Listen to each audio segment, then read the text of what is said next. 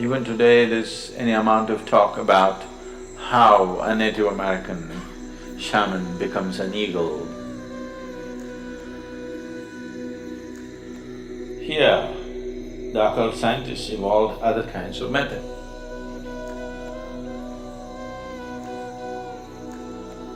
They pick other forms and make the forms work in a certain way. The occult sciences have many aspects to it. Atharvana Veda is all about this.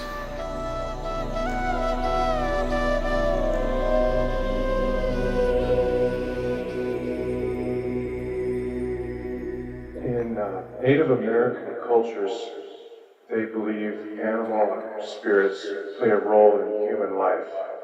What is your understanding of the nature of the relationship between human energy and animal energy?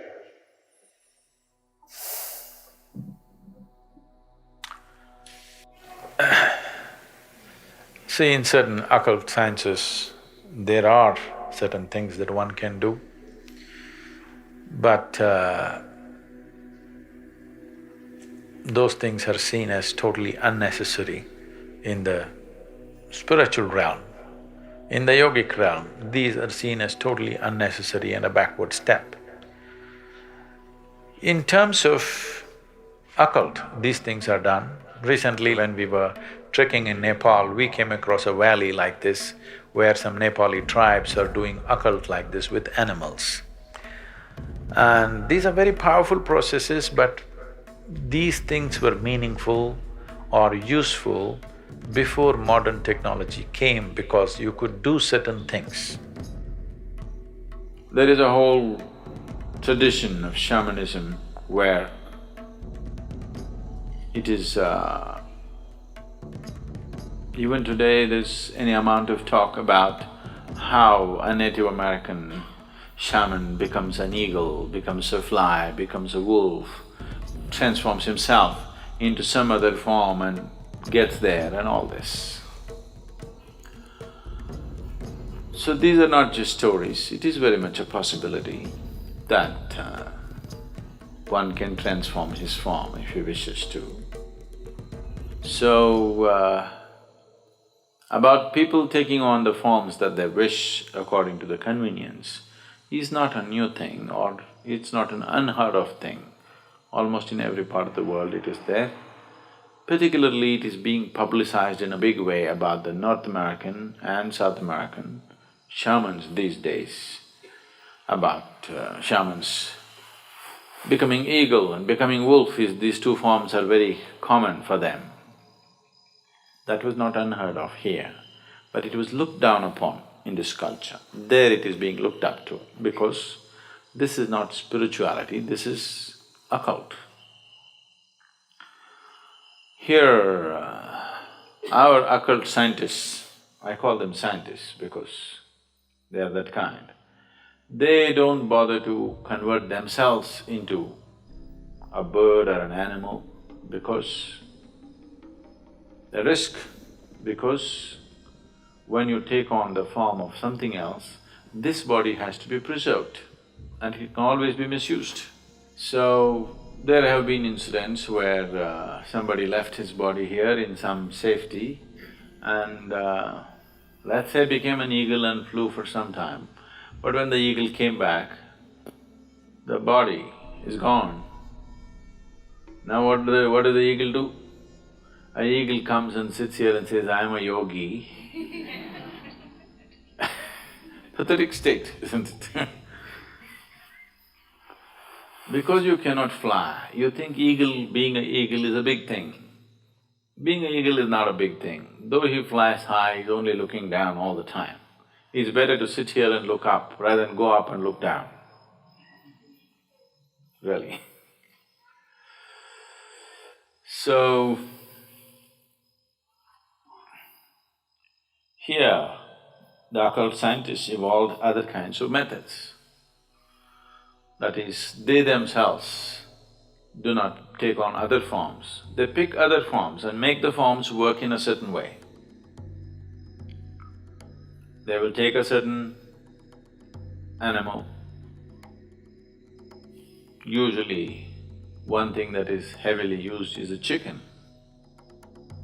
Oh, you think that's a waste, huh? You know, the chicken has to be young and vibrant chicken, uncooked. So, release the chicken's life and use that life form to do certain things for you. Rather than you taking on the chicken's body, you make that chicken do things controlled by a remote-controlled chicken, all right? A remote-controlled chicken is better than you becoming a chicken, isn't it? Because you becoming a chicken, there is a risk. You left your body and you went out as a chicken and tried to do something and you've become somebody's tandoori. So, they evolved better, more sophisticated methods to deal with the same things. So, yes, the occult sciences have many aspects to it. One Veda is dedicated towards this, Atharvana Veda is all about this. If we want to practice certain things, we could, but we don't allow such things here. Because what's the point? All that'll happen is, you will get into more serious levels of ignorance. If you could change two bodies, this and that, you will get more entangled in the process of life than you are right now. Just the sheer power of it destroys you in so many ways.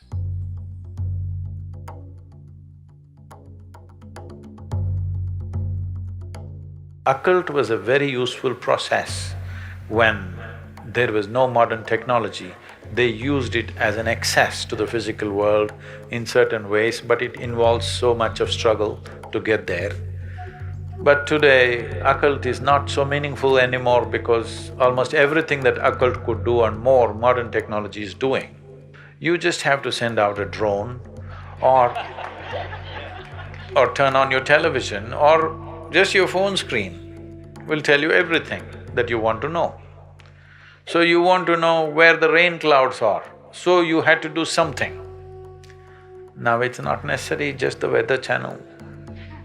I'm saying it's unnecessary effort. So, it's better to focus on you evolving beyond your animal nature rather than developing a relationship with animal nature. How to get rid of the animal within you, that's my work, not how to connect you with animals.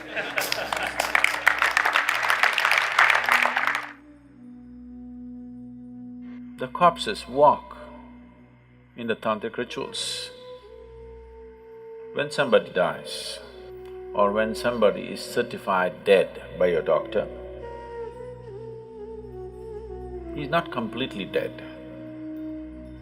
Up to 5 to 7 minutes, it's behaving as if it's alive and then falls dead, exhausts itself. So it's based on this, that when somebody dies, there are rituals in India. Up to 14 days, there are various kinds of rituals.